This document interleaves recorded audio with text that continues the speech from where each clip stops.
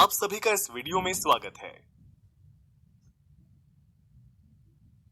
हमने अपनी पिछली वीडियो में वृत्त के त्रिज्यखंड के क्षेत्रफल सूत्र के बारे में अध्ययन किया था। आज हम इस वीडियो में इस पर आधारित कुछ दिलचस्प उदाहरण देखेंगे। मधु अपने जन्मदिन के केक को 6 दोस्तों में बांटना चाहती है।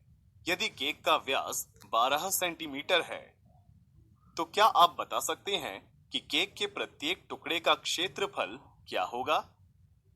आइए इसे हल करने का प्रयास करते हैं। चूंकि प्रश्न के अनुसार केक को 6 दोस्तों में बांटना है, इसलिए हम कह सकते हैं कि केक के कुल 6 हिस्से होंगे, यानी कि 6 त्रिज्यखंड बनेंगे, जिसे हम इस प्रकार प्रदर्शित करते हैं।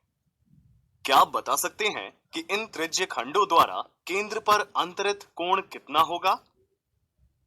बिल्कुल सही, क्योंकि हम जानते हैं कि एक वृत्त के केंद्र पर बने कुल कोणों का योग 360 डिग्री होता है और हम केक को कुल 6 त्रिज्यखंडों में बांट रहे हैं, इसलिए प्रत्येक त्रिज्यखंड द्वारा केंद्र पर बना अंतरित कोण 60 डिग्री का होगा। चूंकि हमें तो केक के प्रत्येक टुकड़े यानी कि त्रिज्यखंड का क्षेत्रफल ज्ञात करना है, इसलिए त्रिज्यखंड के क्षेत्रफल सूत्र में हमें त्रिज्या की आवश्यकता होगी। इसके लिए हम केक के व्यास से त्रिज्या r का मान 6 प्राप्त करते हैं। उपर्युक्त सूत्र में थीटा और r का मान रख हल करने पर त्रिज्यखंड का क्षेत्रफल 18.85 वर्ग सेंटीमीटर प्राप्त होता है और हम केक को कुल 6 त्रिज्यखंडों में बांट रहे हैं। अतः हम कह सकते हैं कि केक के प्रत्येक टुकड़े का क्षेत्रफल 18.85 वर्ग सेंटीमीटर होगा। आइए एक और उदाहरण देखते हैं।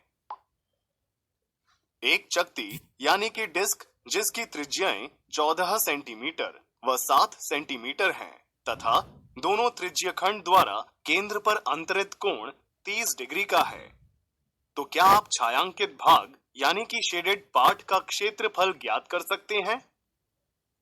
आइए देखते हैं।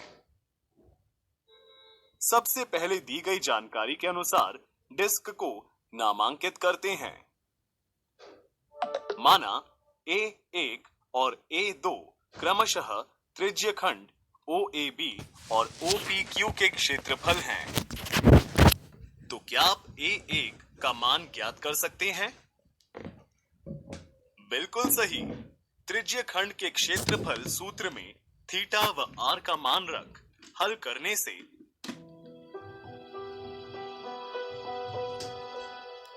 A1 का मान 51.33 वर्ग सेंटीमीटर मिलता है। इसी प्रकार A2 का मान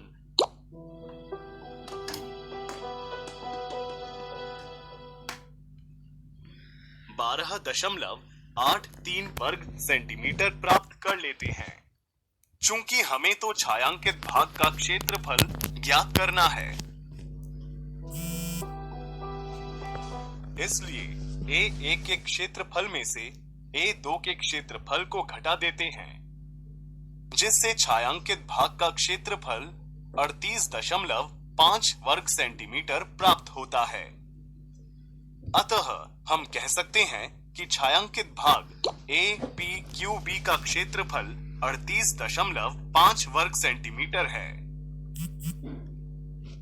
आज इस वीडियो में हमने वृत्त के त्रिज्यखंड पर आधारित कुछ दिलचस्प उदाहरण देखे। अगले वीडियो में हम देखेंगे कि इस प्रकार के प्रश्न